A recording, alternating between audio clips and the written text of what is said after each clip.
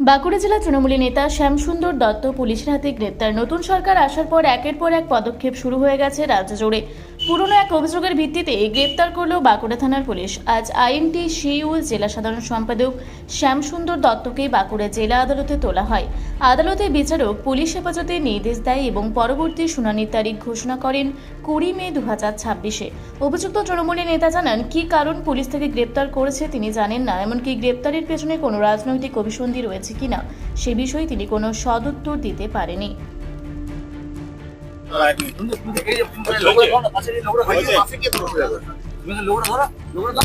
হ্যাঁ বলছি, শ্যামসুন্দর দত্ত তো আপনি আইনজীবী, কি কারণে তাকে গ্রেপ্তার করা হয়েছে এবং কি হলো আজকে আমরা বেল হিয়ারিং করেছিলাম। আমাদের পরবর্তী শুনানির জন্য দিন ঠিক করেছে কোর্ট। 20 তারিখে শুনানি হবে। একটা পলিটিক্যালি এটা মোটিভেটেড ভাবে ওকে অ্যারেস্ট করা হয়েছে। যে মামলাটার জন্য আজকে ওকে কোর্টে ফরওয়ার্ড করা হয়েছে, সেই মামলায় যে এফআইআর যিনি অভিযোগ করেছেন তিনি কোথাও এই আসামির নাম নেননি, কোথাও তিনি বলেননি যে এই ঘটনার সঙ্গে শ্যামসুন্দর দত্ত কোনোভাবে জড়িত রয়েছেন বলে। তা সত্ত্বেও প্রোঅ্যাক্টিভ পুলিশ, এখন আমরা সবাই বুঝতে পারছি প্রোঅ্যাক্টিভ পুলিশ একটি রাজনৈতিক পরিচয় তার রয়েছে, যাকে কোর্টে ফরওয়ার্ড করা হয়েছে সেই বিশেষ রাজনৈতিক দলের থাকার জন্য, এবং সেই রাজনৈতিক দলের হয়ে তার আমরা দেখেছি পুরোনো দিনে আগের দিনে তার অ্যাক্টিভিটি ছিল। সেই কারণে এই মামলাতে তাকে অ্যারেস্ট করে ফরওয়ার্ড করে দেওয়া হয়েছে। অভিযোগ তার বিরুদ্ধে কিছু নেই। অভিযোগ যাদের বিরুদ্ধে রয়েছে তাদের নাম অভিযোগপত্রে সুস্পষ্টভাবে উল্লেখ করা রয়েছে। একটা মারধর, প্রাণী হত্যা করার চেষ্টা, এই ধরনের অভিযোগ যাদের বিরুদ্ধে রয়েছে তাদের নাম এফআইআর রয়েছে। আর আজকে যাকে কোর্টে অ্যারেস্ট করে ফরওয়ার্ড করা হয়েছে তার বিরুদ্ধে লিখিত অভিযোগপত্রে কোনো রকম কোনো উল্লেখ নেই, কোনো অভিযোগ নেই। অভিযুক্তকে জিজ্ঞাসাবাদ করে নাকি এই শ্যামসুন্দর দত্তের নাম, সেটা এখন আমরা পরের দিন যেদিনকে হিয়ারিং হবে সেদিনকে কোর্ট পুলিশ কি ইনভেস্টিগেশন করছে, ইনভেস্টিগেশনে কি উঠে এসেছে, কেস ডায়েরিতে কি আছে, কি এভিডেন্স এর বিরুদ্ধে রয়েছে, সেগুলো আমরা কোর্টকে বলেছি আপনি সেগুলো পুলিশের কাছ থেকে চেয়ে পাঠান, সেগুলো কোর্ট দেখুক, তারপরে এটা আবার শুনানি হবে।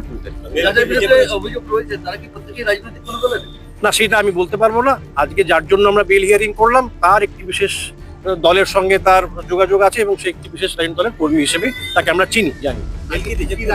হ্যাঁ, আজকে আপাতত আমরা যে জামিনের দরখাস্ত করেছিলাম সেই জামিনের দরখাস্তটি মাননীয় আদালত সেটাকে নাকচ করেছেন এবং পরবর্তী শুনানির জন্য 20 তারিখে দিন রেখেছেন, এবং সেই দিনকেই পুলিশ কি ইনভেস্টিগেশন করছে, এই আসামির বিরুদ্ধে কি অভিযোগ রয়েছে, পুলিশের কাছে কি তথ্য রয়েছে, কি এভিডেন্স রয়েছে, সেগুলো আমরা কোর্টকে আমরা প্রেয়ার করেছিলাম, প্রার্থনা করেছিলাম, সেগুলো যাতে কোর্ট চেয়ে পাঠায় পুলিশের কাছ থেকে এবং সেগুলো দেখে, তারপরে পরবর্তী দিনে আমাদের বেল হিয়ারিং আপাতত জেসি হয়েছে। পুলিশ এখানে তার কাস্টডি নেবার কোনো প্রার্থনা করেনি, আজকে এখানে জেসি হয়েছে, জেল কাস্টডি হয়েছে, জুডিশিয়াল।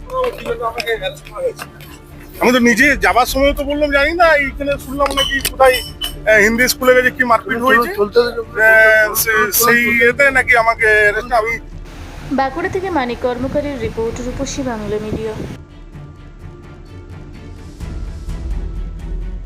আপনারা দেখছেন রূপসী বাংলা মিডিয়া।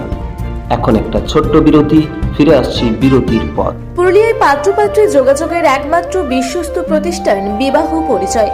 আপনার মনের মতো জীবনসঙ্গী খুঁজতে পাশে রয়েছে বিবাহ পরিচয়। তাই আর দেরি না করে আজই যোগাযোগ করুন বিবাহ পরিচয়। Municipality commercial complex, 2nd floor, Chaibasa road, opposite PWD office, Purulia. Mobile নম্বর 9232440272। ফিরে এলাম বিরতির পর। আপনারা দেখছেন রূপসী বাংলা মিডিয়া।